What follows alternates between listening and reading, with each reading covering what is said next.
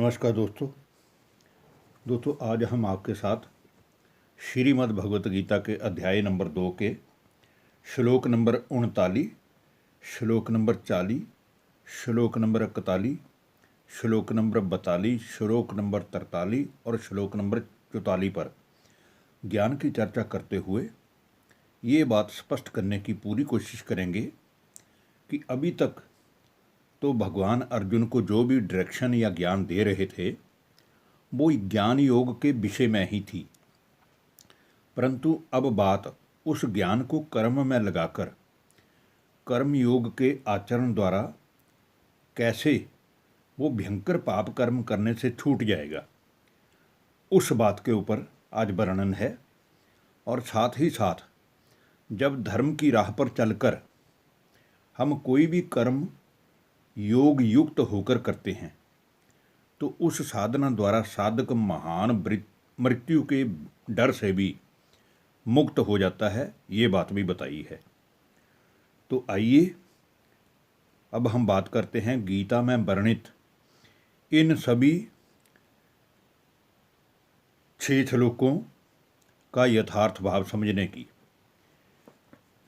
अब हम बात करते हैं श्रीमद् भगवत गीता के दूसरे अध्याय के श्लोक नंबर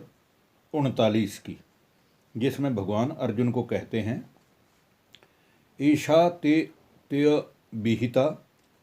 सांख्य बुद्धिर्योगे त्विमा शृणु बुद्ध्या युक्तो यया पार्थ कर्म बंधनम प्रहास्यसि। भगवान इस श्लोक के माध्यम से अर्जुन को कह रहे हैं कि अभी तक मैंने तुझे जो भी ज्ञान दिया है वो केवल ज्ञान योग के विषय पर आधारित था, परंतु अब मैं तुझे कर्म योग की गुह्यता का राज स्पष्ट करूंगा, जिससे फिर तू ज्ञान को कर्म में लगाकर सभी कर्मों के बंधनों को काट देगा, अर्थात श्रेष्ठ कर्म का आचरण करेगा। अब हम बात करते हैं दोस्तों श्रीमद् भगवत गीता के श्लोक नंबर 40 की। इसमें भगवान कहते हैं, नेहा भीकरम नाशो अस्ति प्रत्यवायो न विद्यते स्वल्पमप्यस्य धर्मस्य त्रायते महतो भयात्। इस श्लोक द्वारा भी भगवान यही समझा रहे हैं अर्जुन को कि अर्जुन, कोई भी व्यक्ति जो अपने कर्म को ज्ञान युक्त रीति से धर्म सम्मत होकर करता है तो वो ऐसा कर्म करने वाले कर्मयोगी को कर्म कभी भी बांधते नहीं हैं, अर्थात वो कर्म बंधन पर नहीं फंसता है, बल्कि धर्म के पथ पर चलने के कारण वह जो साधन है वो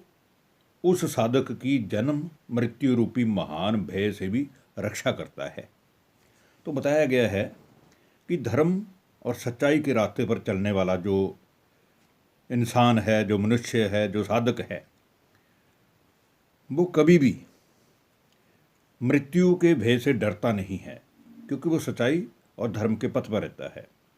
अब हम दोस्तों बात करते हैं श्रीमद् भगवत गीता के दूसरे अध्याय के श्लोक नंबर 41 की, जिसमें फिर भगवान कहते हैं, व्यवसायात्मिकता बुद्धिर्हेके कुरु नंदन बहुशाखा अनंतताश्च बुद्ध्यो अव्यवसायी नाम। भगवान कहते हैं, हे अर्जुन, जो मनुष्य ज्ञान युक्त होकर कर्म योग का आचरण करते हैं उनकी बुद्धि एक ईश्वर में ही निश्चय वाली होती है, अर्थात उन्होंने अपना हाथ एक भगवान के हाथों में ही दिया होता है। परंतु जो अधर्मी हैं, जो अस्थिर विचारों वाले विवेकहीन विषय विकारों की कामना रखने वाले विषयी पुरुष हैं, उनकी बुद्धि में एक के प्रति निश्चय ही नहीं होता, बल्कि उनकी बुद्धि चारों तरफ बिखरी हुई होती है। इसलिए उन सब का निश्चय भी एक परमात्मा में या एक ईश्वर में नहीं बैठता है, इसीलिए वो बार बार गिरते हैं, अपनी स्थिति से गिरते हैं। तो दोस्तों अब हम बात करते हैं श्रीमद् भगवत गीता के श्लोक नंबर 42, श्लोक नंबर 43 और श्लोक नंबर 44 की, जिसमें भगवान फिर से अर्जुन को कहते हुए समझाते हैं। क्या समझाते हैं? यामिमां पुष्पितां वाचं प्रवदन्त्य विपश्चितः वेदवादरताः पार्थ नान्यदस्तीति वादिनः कामात्मानः स्वर्गपरा जन्म कर्म फल प्रदानम क्रिया विशेष बहुलाम भोगैश्वर्य गतिम प्रति भोगैश्वर्य प्रसक्तानां तया प्रहत चेत्साम व्यवसायत्मिकता बुद्धि समाधो न विद्यते।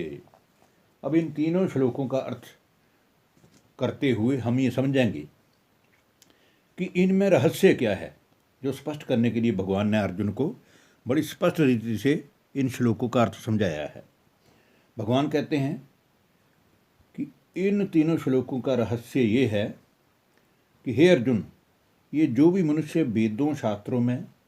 प्रीति रखने वाले हैं, इनको पढ़ने वाले हैं,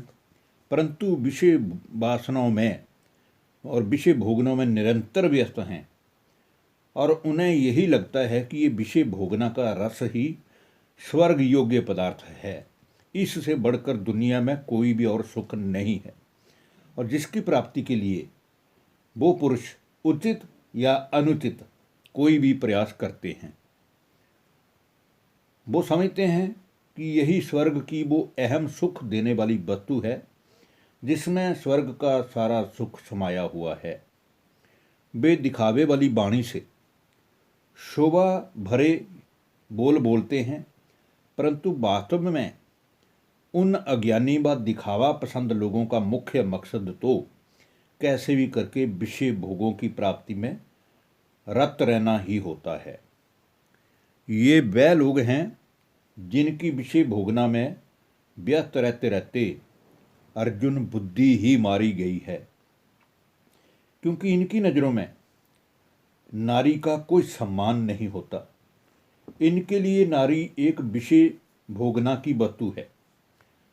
तो इनकी नज़रों में तो विषय भोगना का सुख ही स्वर्ग से बढ़कर सुख है। और हे अर्जुन, इन विषयी पुरुषों के मन में परमात्मा के लिए निश्चय करने वाली बुद्धि ही नहीं होती है, क्योंकि उन्हें विषय विकारों के अलावा और कोई बात ही पसंद नहीं आती। और बाहर से अच्छे दिखने वाले ये लोग भीतर से हर समय विषय विकारों में मस्त रहने की, विषय विकारों में व्यस्त रहने के बारे में संकल्प चलाते रहते हैं। और ये लोग अवश्य ही इस ही कारण से, अधर्म पर चलने के कारण से, अन्यायजनक काम करने के कारण से ये सभी के सभी नरकों में गिरते हैं, अर्थात अधर्म व पाप के रास्ते पर चलते हुए अंत में धर्मराज की सजा खाकर फिर पुनः नरक में ही जन्म लेते हैं। स्वर्ग में अर्जुन इनके लिए कोई जगह नहीं है। धन्यवाद। नमस्कार दोस्तों।